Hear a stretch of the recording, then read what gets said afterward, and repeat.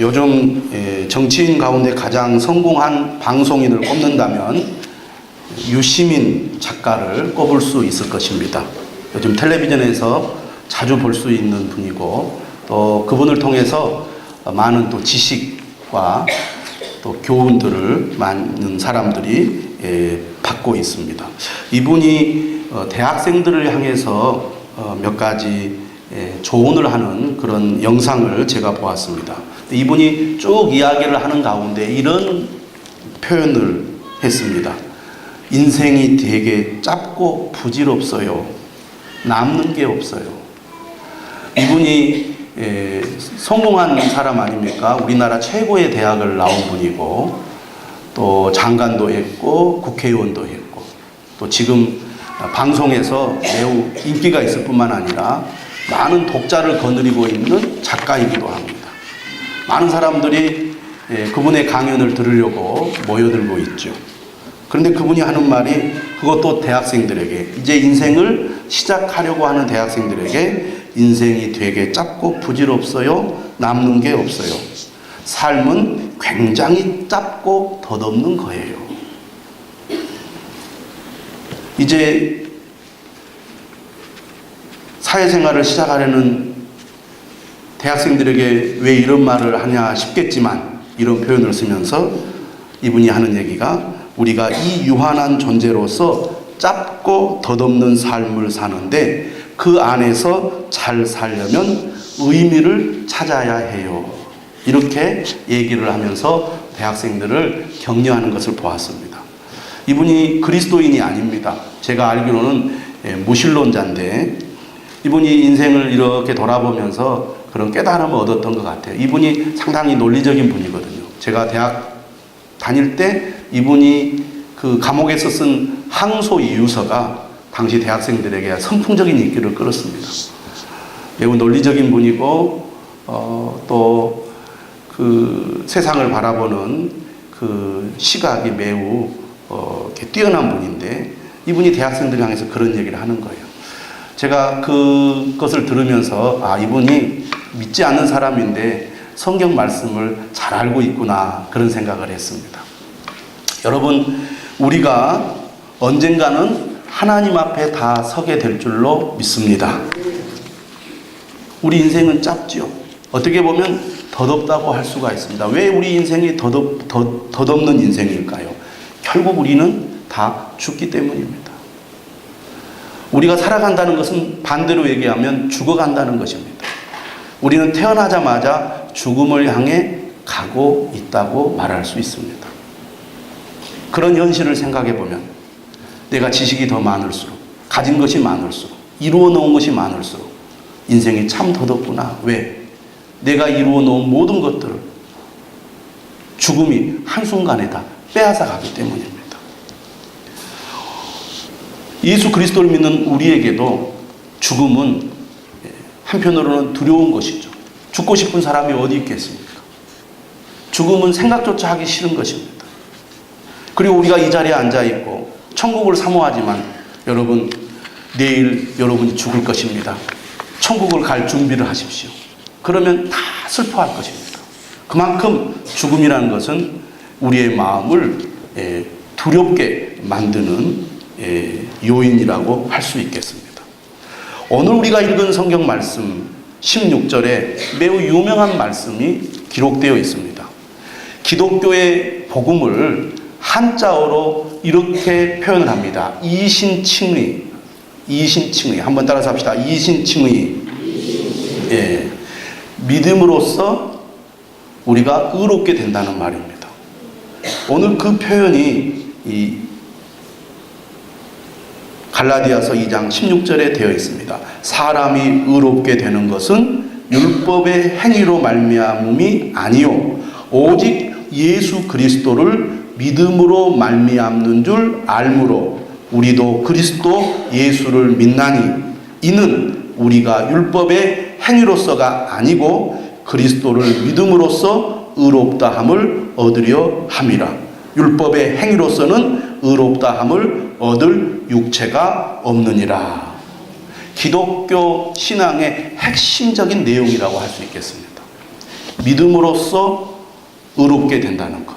의롭게 된다는 게 무슨 뜻인가를 먼저 우리가 좀 짚어볼 필요가 있겠습니다. 의롭게 되다는 것은 학자들은 이렇게 표현합니다. 이 용어를 법정 용어라. 따라서 합시다. 법정 용어. 재판관이 피고인에게 선고를 할 때 당신은 이제 죄인이 아니고 당신은 이제 죄가 없습니다. 당신은 무죄입니다. 라고 선고하는 것을 의롭다함을 받는다. 의롭게 되다라고 학자들은 그렇게 얘기하고 있습니다. 이것은 무엇을 의미하느냐? 우리가 다 하나님 앞에 서게 된다는 것입니다. 하나님 앞에 서게 됐을 때 여러분이 하나님 앞에 어떤 말을 들을 것 같습니까? 너는 죄인이다. 너는 죄인이기 때문에 너는 그 죄에 대한 형벌을 받게 될 것이다.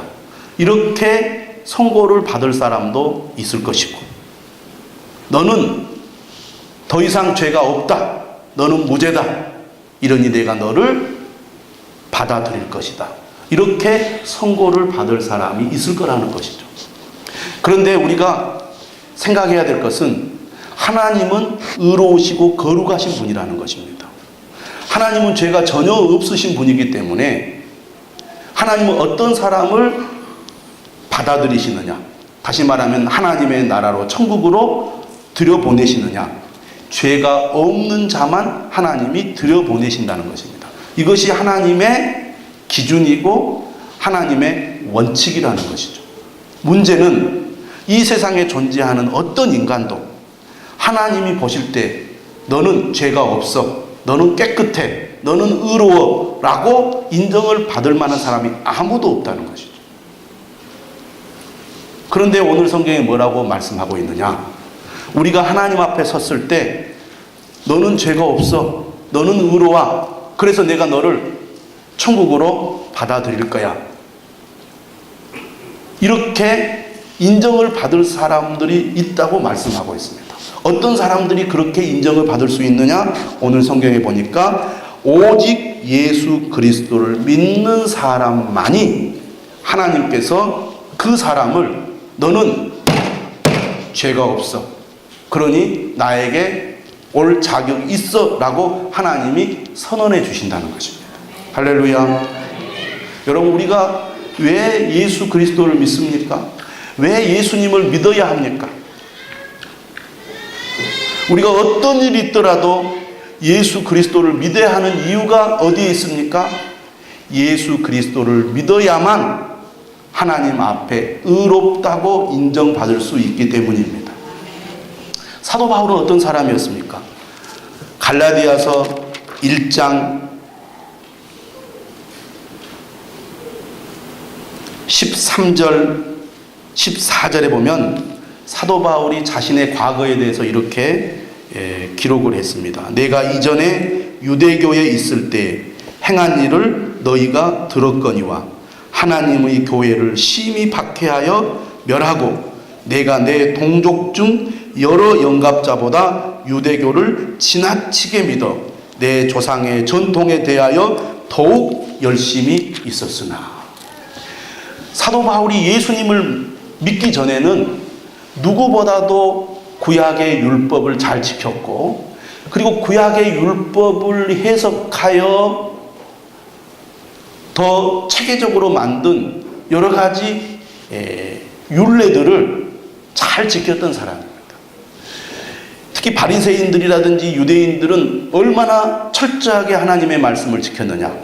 율법의 조항을 지키기 위해서 구체적으로 어떻게 지키는 것이 잘 지키는 것인가에 대해서 끊임없이 연구를 했고, 그것을 구체적으로 지키는 방법에 대해서도 그들은 기록을 해서 구체적인 지침을 마련해 주었다는 겁니다. 안식일을 지키라. 어떻게 하는 것이 안식일을 지키는 거냐? 1, 2 이렇게 구체적으로 안식일을 지키는 방법에 대해서까지 연구를 해가지고 그것을 책으로 만들어서 이스라엘 백성들이 그것을 지키도록 했다는 겁니다. 우리는 하나님의 말씀을 철저하게 지키려고 하는 사람들이다. 바울은 그런 사람이었어요. 그런 바울에게 예수님은 필요가 없었습니다. 왜? 우리는 하나님의 선택받은 백성들이고 하나님이 주신 율법을 철저히 지키면 하나님께서 우리를 천국으로 받아주실 것이라는 확신이 바울을 비롯한 유대인들에게 있었습니다. 그런데 예수 그리스도를 만났습니다. 예수 그리스도를 믿고 변화가 되었어요. 그리고 나서 자신의 삶을 되돌아보았더니 자신은 하나님 앞에 의롭다고 인정받을 만한 자격이 전혀 없음을 깨달은 거예요. 나는 율법을 잘 지키고 있고 이 율법을 잘 지키고 있었기 때문에 하나님이 나 같은 사람은 반드시 받아주실 것이다. 그런 믿음을 갖고 있었는데 알고 보니까 그게 거짓이더라는 거예요. 왜냐하면 자신이 예수 그리스도를 만나고 그 하나님의 은혜 아래 자신을 돌아보니까 자신이 율법을 지키는 것 같은데 사실은 하나님의 율법을 온전히 지키지 못하고 있다는 것을 깨달았어요. 뿐만 아니라 겉으로 지키는 어떤 형식보다 더 중요한 것은 마음으로 짓는 죄라는 것을 바울은 알았습니다. 유대인들은 자신들은 하나님의 특별히 선택된 백성이라는 선민의식이 있었습니다. 그리고 이방인들이나 율법을 지키지 않는 사람들을 향해서 저 사람들은 죄인이다. 하나님의 율법을 지키지 않는다. 그렇게 비난을 하고 정죄를 했다는 것입니다. 근데 하나님은 어떤 분이냐? 단순히 어떤 형식이나 규칙을 지키는 것으로 만족하신 분만 아니라 마음속에 어떤 생각을 가지고 있느냐를 훨씬 더 중요하게 여기셨다는 거예요. 근데 바울이 예수님을 믿고 나서 자신을 들여다보니까 자신의 그 마음속의 생각이 얼마나 더럽고 죄로 가득 차 있는지를 깨달은 거예요. 그리고 자신이 율법을 지킨다고 했지만 사실은 그 율법을 온전히 지킬 수 없다는 것 또한 알았습니다. 여러분, 우리가 성경 말씀을 알고 배우고 또 그 말씀을 우리 마음속에 담아서 그 말씀대로 살려고 애를 씁니다. 그렇죠? 그런데 우리가 신앙생활하면서 무엇을 깨닫습니까? 아무리 노력하고 애를 써도 하나님의 말씀을 100% 지킨다는 게 불가능하다는 것을 우리 자신이 너무너무나 잘 알고 있기 때문에 사람이라는 게 얼마나 기복이 심한지 몰라요.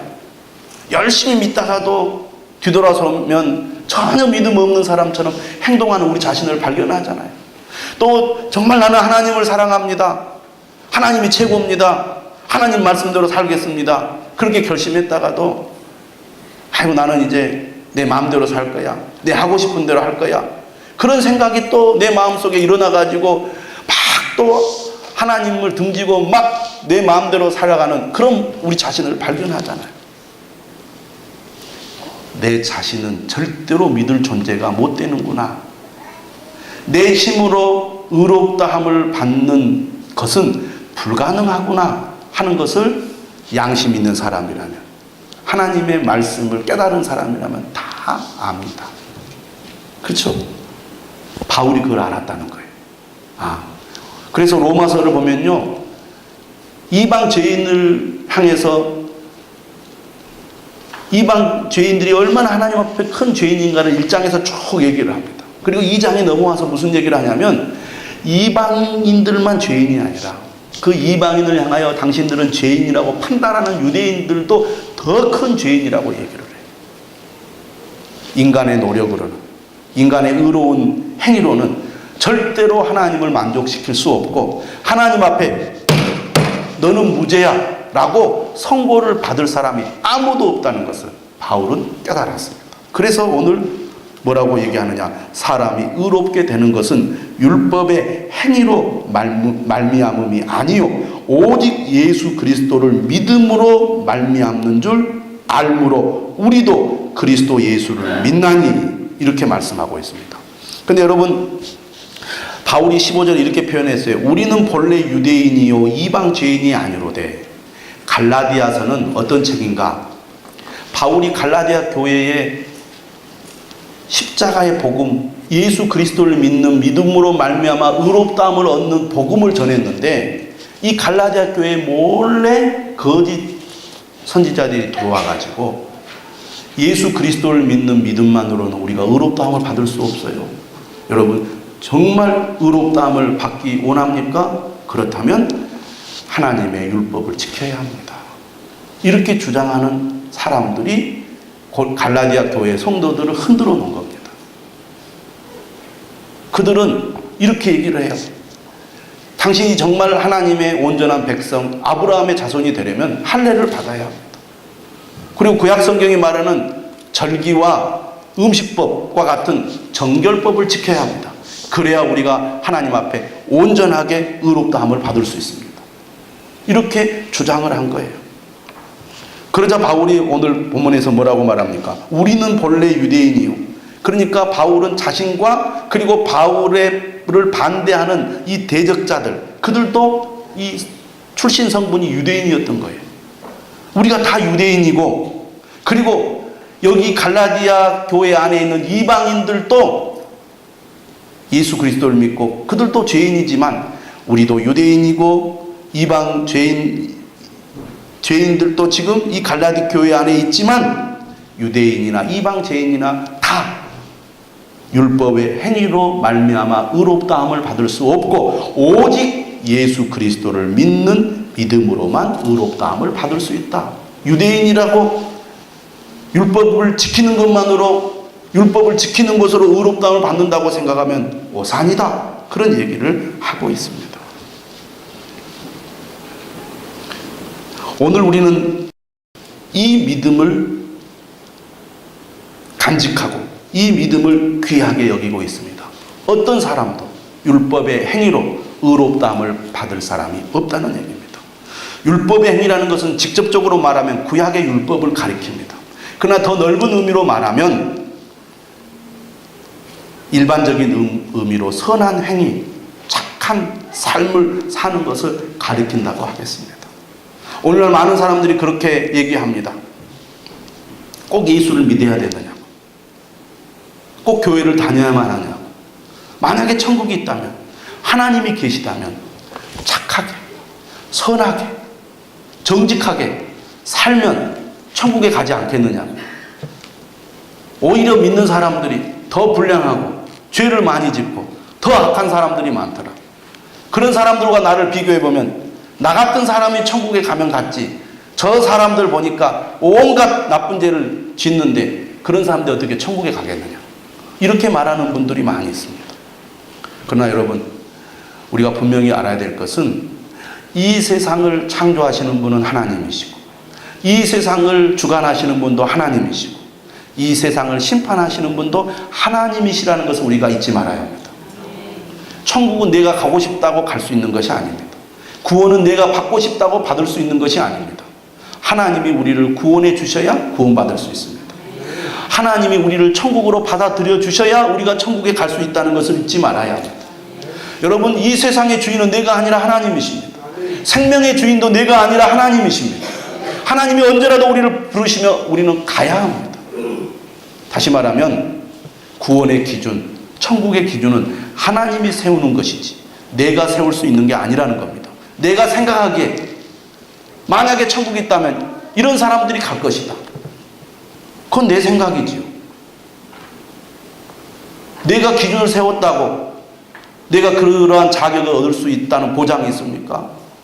생명의 주인이 내가 아닌데, 주인은 하나님이신데 하나님이 기준을 정하신 거죠. 근데 하나님의 기준이 뭡니까? 하나님 앞에 설 수 있는 사람은 하나님 보시기에 완전한 의가 있는 사람만이 하나님 앞에 설 수 있다는 거예요. 다시 말하면 하나님 보시기에 흠이 없이, 허물이 없이 완벽하게 의로운 자만 하나님이 받아주신다는 것입니다. 그런데 문제는 인간은 그 하나님의 기준에 도달할 수 없다는 것입니다. 그것이 비극이에요. 그래서 인간은 다 죽어야 하고 죽음 위에 심판을 받게 될 수밖에 없는 것입니다. 그런데 하나님께서 이런 인간을 불쌍히 여겨서 우리를 의롭게 해주시려고 하나님이 방법을 만들어내셨는데 그것이 바로 예수 그리스도의 십자가 사건입니다. 그래서 오늘 본문 21절에 이렇게 말합니다. 내가 하나님의 은혜를 패하지 아니하노니. 우리가 어떻게 의롭게 되느냐? 인간의 노력이나 열심으로, 선한 행위로 의롭게 될 수 없다는 거예요. 만약에 우리가 열심히 노력하고 선을 행하여 의롭게 된다면 예수 그리스도를 믿을 필요가 없는 것입니다. 나의 노력으로, 나의 공로로 우리가 의롭게 되면 되는 것이죠. 그런데 그렇게 될 수 있는 사람이 아무도 없다는 거예요. 하나님이 우리를 불쌍히 여겨서 하나님이 해결책을 마련해 주지 않으면 어느 누구도 하나님 앞에 의롭게 될 수 있는 사람이 없다는 것입니다. 그래서 내가 하나님의 은혜를 패하지 않는다고 사도 바울은 말하고 있는 것이죠. 오직 예수 그리스도를 믿음으로만 우리가 의롭다함을 얻을 수 있습니다. 예수 그리스도를 믿는다는 것은 무엇을 의미합니까? 인간은 모두가 다 하나님 앞에 죄인이라는 것입니다. 로마서 3장에 이렇게 말합니다. 의인은 없나니 하나도 없으며 깨닫는 자도 없고 하나님을 찾는 자도 없고 다 치우쳐 함께 무익하게 되고 선을 행하는 자는 없나니 하나도 없도다. 의인은 없는데 하나도 없다는 거예요. 다시 말하면 하나님 앞에 서서 너는 의로운 자라 이렇게 인정받을 수 있는 사람이 없다는 것입니다. 그럼에도 불구하고 자신이 얼마나 하나님 앞에 큰 죄인이고 하나님 앞에 섰을 때 의롭다함을 받을 수 없다는 것을 깨닫는 자도 없어요. 깨닫는 자도 없어요. 그래서 믿지 않는 사람들은 나만 하면 됐지 이렇게 말하는 거예요. 모르니까. 알면 두려울 수밖에 없습니다. 하나님 앞에 내가 얼마나 부족하고 형편없는 존재인지를 모르니까 천국 있으면 나 같은 사람이 가지. 이만큼 하면 잘하는 거지. 내가 누구에게 피해 준 거 있어? 내가 뭐 잘못한 거 있어? 나 그래도 인생을 나름대로 성실하게 살았어. 이렇게 큰 소리 치는 거예요. 하나님을 알면 감히 그런 말을 못하게 된다는 겁니다. 그런 자신임을 깨닫지도 못할 뿐만 아니라 그런 자신이 지금 망하는 길로 가고 있음에도 불구하고 하나님도 안 찾는 거예요. 하나님 나를 불쌍히 여겨주소서. 내가 하나님 앞에 의롭다고 인정받을 만한 조건을 하나도 갖추고 있지 못하니 하나님 나를 불쌍히 여겨주셔서 이 멸망과 죽음에서 나를 구원해 주셔서 하나님의 도우심이 절대 필요합니다. 이렇게 찾지도 않는다는 거예요. 이것이 인간의 현실이라는 거예요. 그런데 하나님께서 이런 죄인들을 향하여 은혜를 베풀어 주셨는데 바로 예수 그리스도를 우리에게 보내주셨다는 것입니다. 하나님의 아들이시죠. 죄가 전혀 없으신 예수 그리스도께서 우리 죄를 대신하여 십자가에 못 박혀 죽으셨습니다. 우리가 담당할 죄의 값을 예수님께 맡김으로 하나님께서 예수님을 보시고 우리를 향하여 무죄라고 선고해 주시는 것입니다. 너는 의롭게 되었어. 그러니 이제 나에게로 올 수 있어 라고 하나님이 말씀해 주시는 것입니다. 이게 놀라운 은혜예요. 왜 우리가 예수님을 믿어야 합니까? 예수님이 아니고는 우리가 절대로 죄로부터 구원받을 수 없기 때문입니다. 하나님 앞에 섰을 때 의롭다고 인정받을 수 없기 때문입니다. 예수 그리스도만이 우리가 하나님 앞에 설 수 있게 해주는 유일한 방법이라는 거예요. 그래서 우리는 예수 그리스도를 믿어야 합니다. 할렐루야. 예수 그리스도를 믿음으로 우리가 의롭다함을 받고 하나님 앞에 우리가 설 수 있게 되고 영원한 생명과 구원과 천국을 우리가 소유하게 되는 것입니다. 그렇기 때문에 우리가 어떤 일이 있더라도 예수 그리스도를 믿는 믿음을 포기해서는 안 됩니다. 절대로 그것을 우리가 놓쳐서는 안 되는 거예요. 아까 이야기했죠. 우리가 다 잃어버려도 예수 그리스도를 믿는 믿음만은 꼭 지켜야 한다. 따라서 합시다. 어떤 일이 있어도 예수님을 믿는 믿음을 포기하지 말자. 마귀는 어떤 존재인가? 우리로 하여금 주님으로부터 떨어져 나가게 만들어요.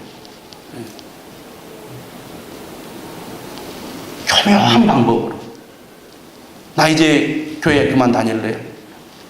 나 이제 예수님 안 믿을래요? 이런 마음을 먹게 만들어요. 그러나 그러한 어떤 속삭임도 여러분은 속아서는 안 됩니다. 예수 그리스도를 믿는 믿음을 절대로 지켜야 된다는 거예요. 자, 이렇게 예수 그리스도를 믿는 믿음이 너무나 중요합니다. 믿음으로만 우리가 구원을 받기 때문에, 믿음으로만 의롭다함을 받기 때문에, 믿음으로만 우리가 천국에 갈 수 있기 때문에 그렇습니다. 자, 그러자 반대파들이 이렇게 비난을 합니다. 우리가 율법의 행위로 의롭다함을 받지 않고 오직 예수 그리스도를 믿음으로만 의롭다함을 받는다면, 그러면 예수를 믿는 사람들이 우리가 믿음으로만 의롭다함을 받기 때문에 이제 우리가 마음대로 살아도 되겠네요.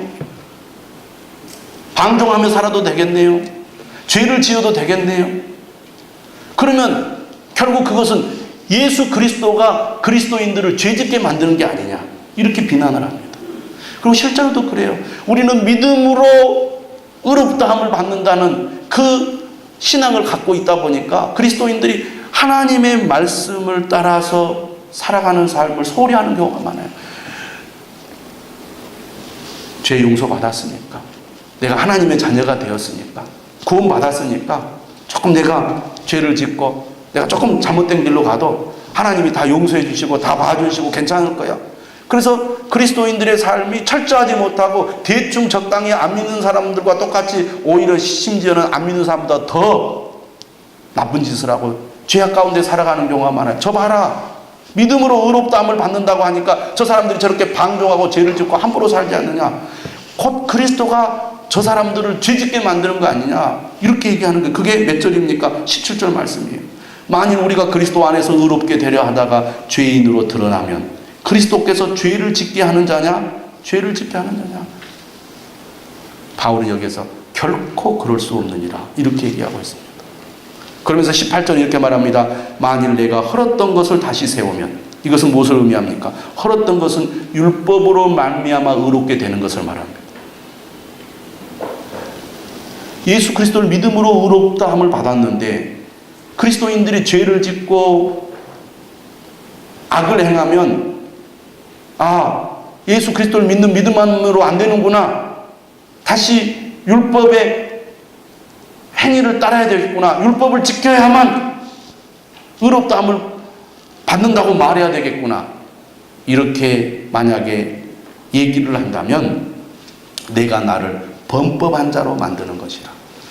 믿음으로 의롭다함을 받는 것을 내가 폐기하고 율법을 지킴으로 의롭다함을 받는다고 말하는 그런 죄를 범하게 되는 거 아니냐, 다시 말하면 그리스도의 죽음을 헛되게 만드는 죄를 범하는 거 아니냐라고 바울은 얘기를 합니다. 그러면서 19절에 이렇게 말하죠. 내가 율법으로 말미암아 율법에 대하여 죽었나니, 이 말은 무슨 얘기냐면 율법을 지킴으로 의롭다함을 받는다는 그 생각을 버렸다는 얘기입니다. 우리는 율법을 지킴으로 온전히 하나님 앞에 의롭다함을 받을 수 없다는 얘기입니다. 예수 그리스도를 믿음으로만 의롭다함을 받는다는 그런 고백이라고 할 수 있겠습니다. 내가 율법으로 말미암아 율법에 대하여 죽었나니 이는 하나님에 대하여 살려 함이라. 예수 그리스도를 믿는 믿음을 당신들이 오해하고 있습니다 라고 말하는 겁니다. 예수 그리스도를 믿는 믿음으로만 의롭게 된다는 것이, 그러면 이제는 아무렇게나 죄를 짓고 막 살아도 된다고 반대자들이 생각했다면 그것은 잘못 알고 있는 것입니다. 예수 그리스도를 믿는 믿음이란 무엇입니까? 거기에 대해서 사도 바울은 유명한 갈라디아서 2장 20절 말씀을 하고 있는 거예요.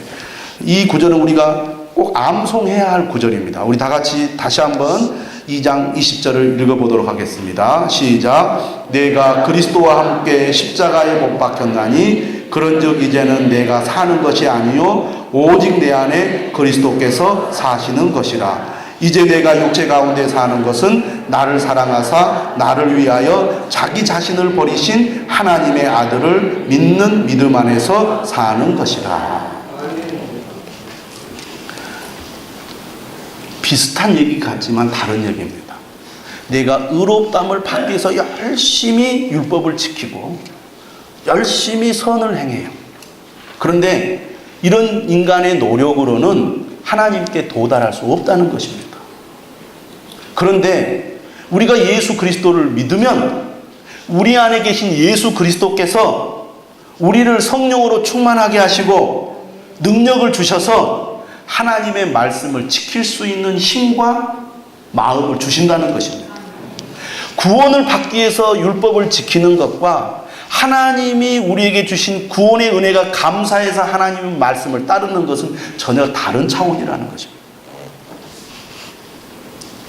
예수 그리스도를 믿는다는 것은 단순히 머리로만 그래 예수님이 나를 위해 십자가에 죽으셨어.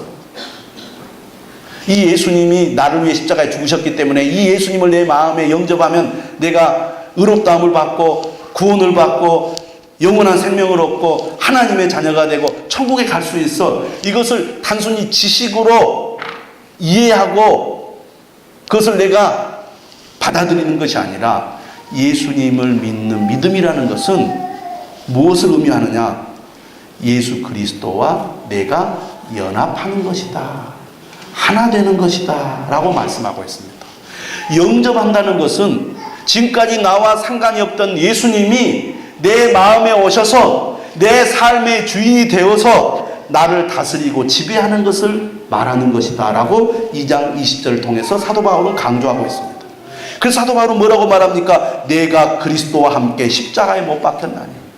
예수님이 십자가에 못 박히셨을 때 못 박히심으로 나를 위해 내 죄의 문제를 해결해 주셨는데 내가 예수 그리스도를 믿는 것은 내가 그리스도와 함께 십자가에 못 박힌 것으로 하나님은 그렇게 보시고 인정해 주신다는 것입니다.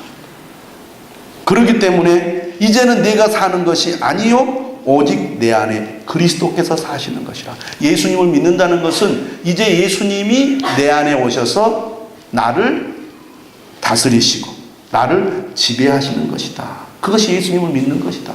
그래서 이제는 예수님이 인도하시는 대로 내가 살아가기 때문에 오히려 율법을 지킴으로 의롭다함을 받으려는 사람보다 훨씬 더 죄를 멀리하고 죄와 싸워 이기고 죄로부터 승리하는 삶을 살게 된다는 것입니다. 할렐루야. 여러분, 내가 억지로 힘으로 내가 절대로 죄를 짓지 않고 죄를 멀리하고 살아가려고 할수록 우리는 오히려 죄에 넘어지는 것을 발견하게 됩니다.